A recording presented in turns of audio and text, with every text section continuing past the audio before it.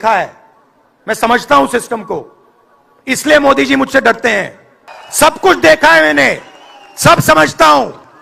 मैं अंदर बैठता था उसमें, सालों में अंदर बैठा हूं। कोई नहीं छुप सकता मुझसे और मुझे दबा भी नहीं सकते हैं। मोदी जी को दबा सकते हैं। काफी डिस्कशन होता है कि हम बीजेपी से लड़ रहे हैं। लोग सोचते हैं कि हम सब एक राजनीतिक दल के खिलाफ लड़ रहे हैं। देश भी सोचता है, कोई और कहता है ये सब लोग एक व्यक्ति के खिलाफ लड़ रहे हैं, नरेंद्र मोदी के खिलाफ लड़ रहे हैं। नहीं, हम एक व्यक्ति के खिलाफ भी नहीं लड़ रहे हैं। ना हम बीजेपी के खिलाफ लड़ रहे हैं, ना हम एक व्यक्ति के खिलाफ लड़ रहे हैं। एक व्यक्ति को चेहरा बनाकर ऊपर डाल रखा है। जैसे किसी ने यहां कहा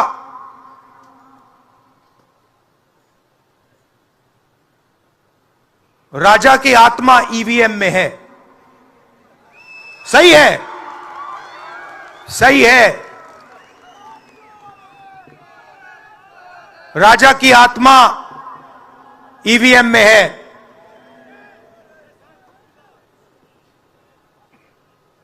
हिंदुस्तान की हर संस्था में है, ईडी में है, सीबीआई में है, इनकम टैक्स डिपार्टमेंट में है। क्या आप सोचते हो शिवसेना के लोग, एनसी के लोग ऐसे ही चले गए? नहीं, जिस शक्ति की मैं बात कर रहा हूं, उन्होंने उनका गला पकड़कर उनको बीजेपी की ओर किया है और वो सब डर के गए हैं। मैं आपको इस स्टेज से बता रहा हूं, 22 लोग हैं यहां पे, 22 लोगों के पास उतना ही धन है जितना हिंदुस्तान के 70 करोड़ लोगों के पास है।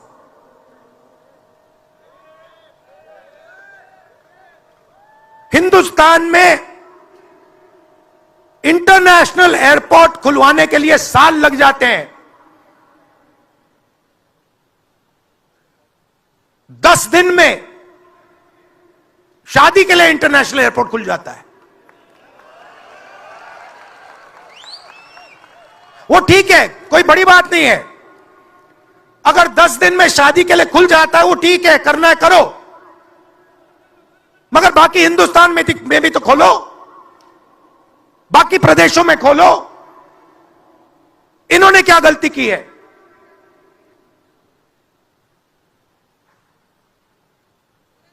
%50 हिंदुस्तान की आबादी पिछड़े वर्ग की है, 15% दलित, 8% आदिवासी, 15% माइनॉरिटी, 5%, 7% गरीब जनरल कास्ट के लोग। मीडिया के मालिकों की लिस्ट निकालिए, नाम दिखा दीजिए मुझे। दलित का नाम दिखा दो, आदिवासी का नाम दिखा दो, पिछड़े का नाम दिखा दो लिस्ट में। एक नहीं मिलेगा आपको। मैं ढूंढ रहा हूं, महीनों से ढूंढ रहा हूं।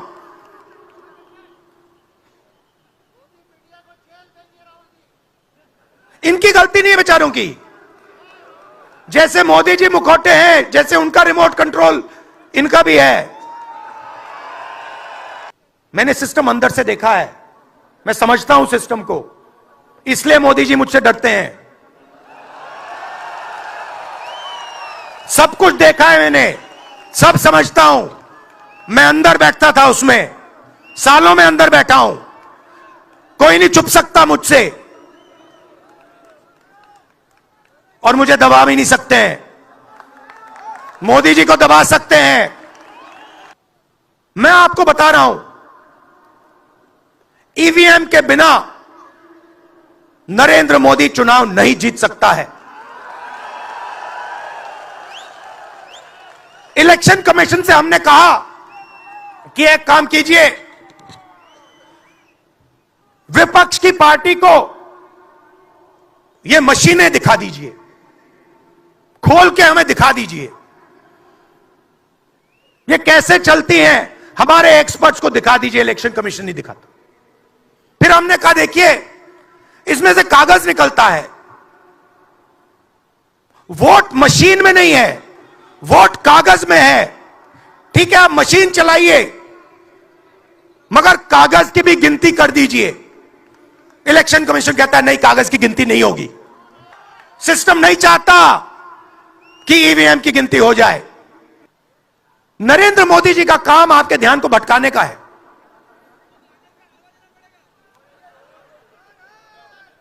कभी आपसे कहेंगे देखो देखो, चाइना की ओर देखो, पाकिस्तान की ओर देखो। कभी मोबाइल फोन की लाइट ऑन कर देंगे, थाली बजाओ।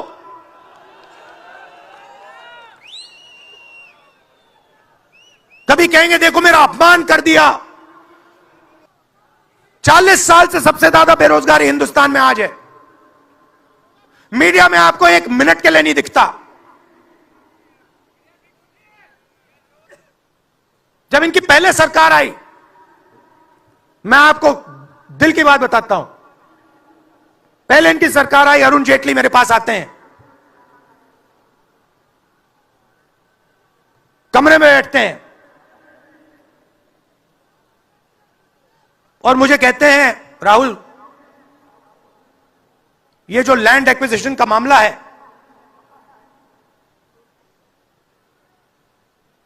तुम इस पर मत बोलो।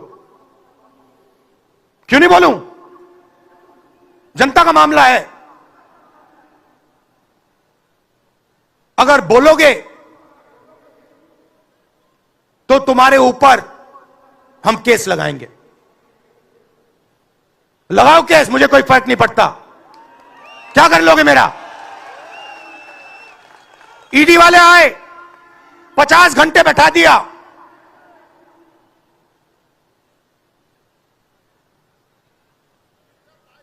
अंत में पता है क्या बोलता है ईडी का अफसर? मुझे पता है क्या बोलता है? कहता है राहुल जी, आप किसी से नहीं डरते हो, आप नरेंद्र मोदी को हरा सकते हो।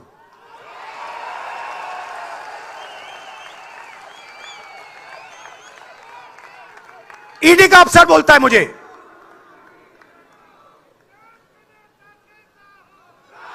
मगर मैं राहुल गांधी नहीं हूं।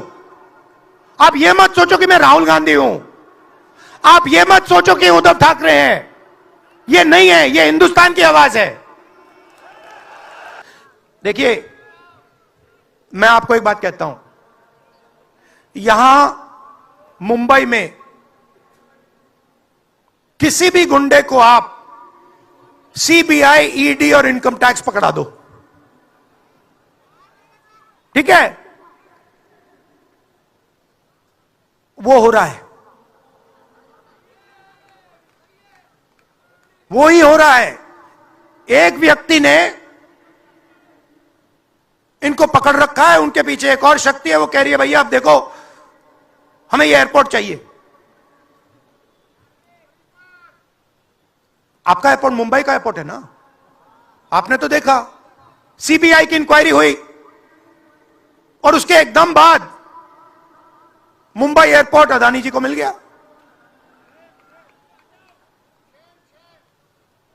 तो मैं आपसे कह रहा हूं कि इससे आपका नुकसान हो रहा है। नोटबंदी की, जीएसटी लागू की, जो हिंदुस्तान का रोजगार का सिस्टम था उसको खत्म कर दिया। चाहते हैं कि यहां सिर्फ 20-25 कंपनियों का राज हो। चाहते हैं कि ये जब छोटा धंधा चलाते हैं, सब्जी बेचते हैं, छोटे छोटे दुकानें चलाते हैं, चाहते हैं ये सब खत्म हो जाए, और एक के बाद एक इनको खत्म कर रहे हैं। स्मॉल और भी मीडियम मैन्युफैक्चरिंग जो है उसको सबको खत्म कर रहे हैं। यही लोग तो चाइना का मुकाबला कर सकते हैं। जो स्मॉल और मीडियम इंडस्ट्री है वही तो चाइना का मुकाबला करेगी, वही तो देश को रोजगार देगी। उस नींव को उड़ा रहे हैं। और आपको खड़ा होना पड़ेगा। आपके बिना काम नहीं बनने वाला। आप हो भारत माता, आप सब भारत माता हो, और आपकी जिम्मेदारी बनती है, हमारी जिम्मेदारी है, मगर देश के युवाओं की भी जिम्मेदारी बनती है। और जो भी आप मुझसे करवाना चाहो, जहां भी आप मुझे बुलाना चाहो, मैं आपके लिए और इस देश के लिए हाजिर हूं। यह नफरत का देश नहीं है, यह मोहब्बत का देश है। नफरत जानबूझ के फैलाई जा रही है। नफरत इसलिए फैलाई जा रही है कि आप अपना ध्यान इधर उधर करो और आपके जेब में से आपका पैसा लूटा जाए, छीना जाए।